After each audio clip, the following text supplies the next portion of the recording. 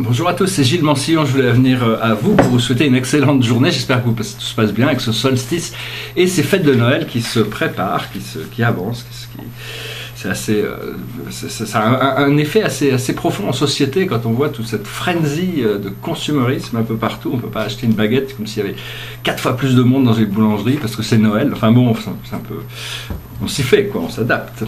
Donc voilà, je voulais tirer quelques cartes, mais je voulais juste dire, si jamais vous ressentez, il y a toutes sortes un nouveau procédé qui est en train d'arriver, qui est en train de se préparer, qui est en train d'arriver, et des fois on sent des vibrations à l'intérieur de nous qu'on ne peut pas vraiment définir, comprendre.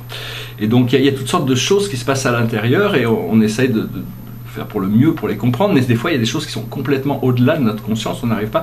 Ce qu'il faut, c'est vraiment faire confiance qu'il y a quelque chose, c'est notre moi supérieur qui est en train de préparer une émergence, qui est en train, des nouvelles énergies qui se préparent à sortir, donc ayez confiance sur le procédé dans son ensemble. Plus on a confiance que la vie est un procédé sacré, qu'on est là pour une raison très spécifique, pour apprendre, pour partager, pour vivre, pour évoluer, à partir de là, qu'on est bien aimé de la source du Créateur, parce que sinon on n'existerait pas. À partir de ce moment-là, on arrive à essayer de s'aligner avec avec le plus haut flot d'énergie qui est le flot le plus harmonieux possible. Donc on a des parties visibles et des parties invisibles. En tant qu'on se reconnaît comme être, on a le corps physique par exemple, qu'on voit comme physique, qui en réalité est une enveloppe qui cache toutes sortes d'énergie. C'est juste une façade. Mais enfin, dans le monde invisible, on a le corps mental et émotionnel. Les pensées sont des choses, on n'a pas le choix, on est obligé de vivre avec, donc on sait qu'elles sont réelles, et les émotions aussi. Donc, et puis il y a le corps du désir, les projections astrales. Donc l'idée, c'est d'arriver à aligner écouter notre corps physique pour que notre mental, donc le mental contrôle plus ou moins la réaction du physique et de l'émotionnel. Mais quand les trois sont alignés avec le corps astral, à ce moment-là, il y a toute un nouvel aspect de transcendance, d'aligner. Cet alignement nous donne, bon, c'est quelque chose sur lequel on travaille, on se rapproche par degrés, hein, c'est pas quelque chose qu'on atteint d'un seul coup, mais arriver à aligner son corps physique, son corps mental, son corps émotionnel et son corps astral spirituel, c'est important parce que à partir du moment où tout est aligné, à ce moment-là, on est libre de toute du temps et de l'espace dans notre esprit.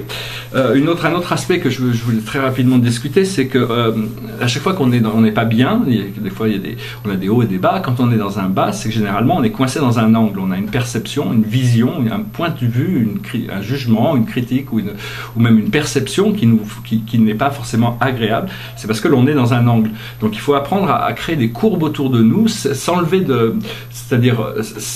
du problème et entourer le problème d'un cercle.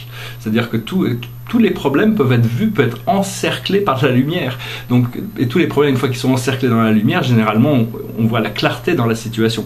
J'espère que ce message aura été intéressant pour vous, que ça pourra vous aider, si vous pouvez penser à cette histoire de courbe et d'angle. C'est de toujours être d'avancer mentalement à travers des courbes beaucoup plus que des angles. Bien sûr, il y a des angles où on n'a pas le choix, on est obligé de passer par certains angles, mais il faut quand même savoir qu'on a quand même le contrôle sur notre fréquence, sur nos pensées, pas sur les pensées qui nous viennent dans notre esprit, mais dans nos réactions par rapport à ces pensées. Et c'est grâce à toujours choisir une voie qui a une réaction sage par rapport à ce qui est présenté dans notre esprit que l'on arrive à progressivement s'élever dans des vibrations supérieures.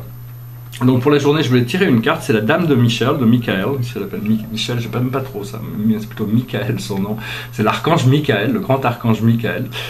C'est des archanges, il faut toujours les avoir avec nous, il faut toujours les appeler, les invoquer, l'archange Gabriel, l'archange Michael, l'archange Uriel, l'archange Raphaël, vous pouvez aussi appeler Ariel, vous pouvez appeler Métatron, vous pouvez appeler Sandalphon, vous pouvez appeler Jophil, vous pouvez appeler tous les archanges, mais c'est important de commencer à savoir qu'il y a ces ressources et c'est des êtres puissants. Au plus on les appelle, au plus c'est facile pour eux de venir interagir dans notre conscience, et avec la répétition de cette confiance entre cette possibilité de communication, on peut recevoir des informations des archanges qui sont très puissants. Ce sont des êtres de lumière qui maintiennent des fréquences divines, qui sont déjà là où nous on espère pouvoir aller.